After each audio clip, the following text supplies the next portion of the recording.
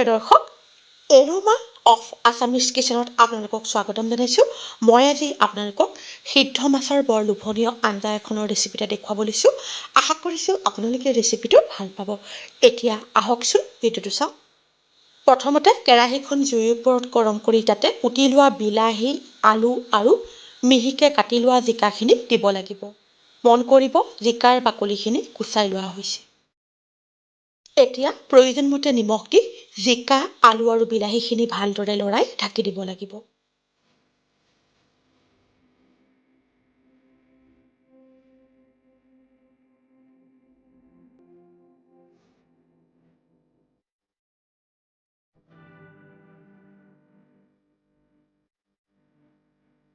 প্ৰায় 5 মিনিটমান সময়ৰ পিছত পাচলিখিনি ভালদৰে লৰাই আকৌ ঢাকি দিব লাগিব। প্ৰিয় দৰ্শক, আপোনালোকে যদি এতিয়াও মোৰ চেনেল এৰোমা অফ আছামিজ কিচেনক ছাবস্ক্ৰাইব কৰা নাই, অনুগ্ৰহ কৰি ছাবস্ক্ৰাইব কৰিবচোন আৰু লগতে কাষত থকা বেল আইকনটো টিপি দিব। তেতিয়া মই পোষ্ট কৰা প্ৰতিটো ৰেচিপিৰ ন'টিফিকেশ্যন মই ভিডিঅ' পোষ্ট কৰাৰ লগে লগে আপোনালোকে পাই যাব। পাচলিখিনি প্ৰায় 10 মিনিটমান সময় ভাপত সিজোৱা হৈ গৈছে। এতিয়া কুটি লোৱা পিঁয়াজ, কেঁচা জলকীয়া আৰু আদা নহৰুৰ পেষ্টখিনি দি ভালদৰে লৰাই দিব লাগিব।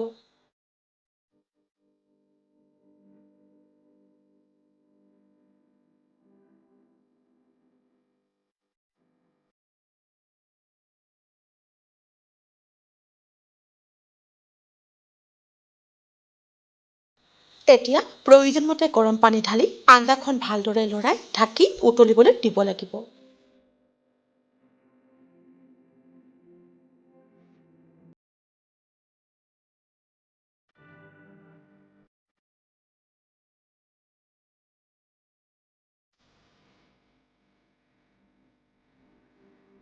আঞ্জাখন ভালদৰে উতলিলে মাছকেইডোখৰ দি ঢাকি আকৌ উতলিবলৈ দিব লাগিব।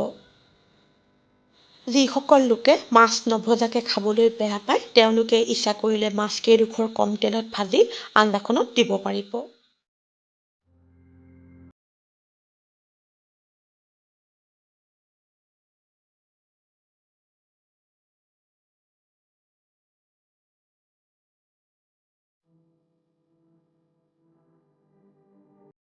প্ৰায় 15 মিনিটমান সময় আঞ্জাখন উতলোৱাৰ পিছত এতিয়া কুটি লোৱা ধনিয়া পাতখিনি দি আঞ্জাখন আকৌ প্ৰায় 5 মিনিটমান সময়ৰ বাবে উতলিবলৈ দিব লাগিব।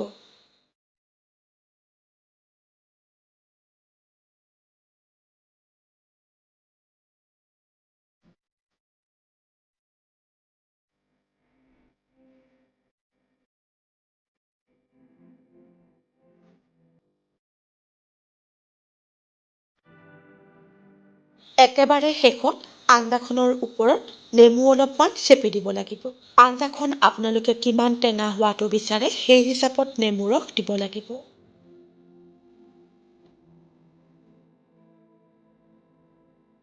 জিকাৰ লগত ৰন্ধা তেলবিহীন মাছৰ আঞ্জা প্ৰস্তুত হৈ গৈছে।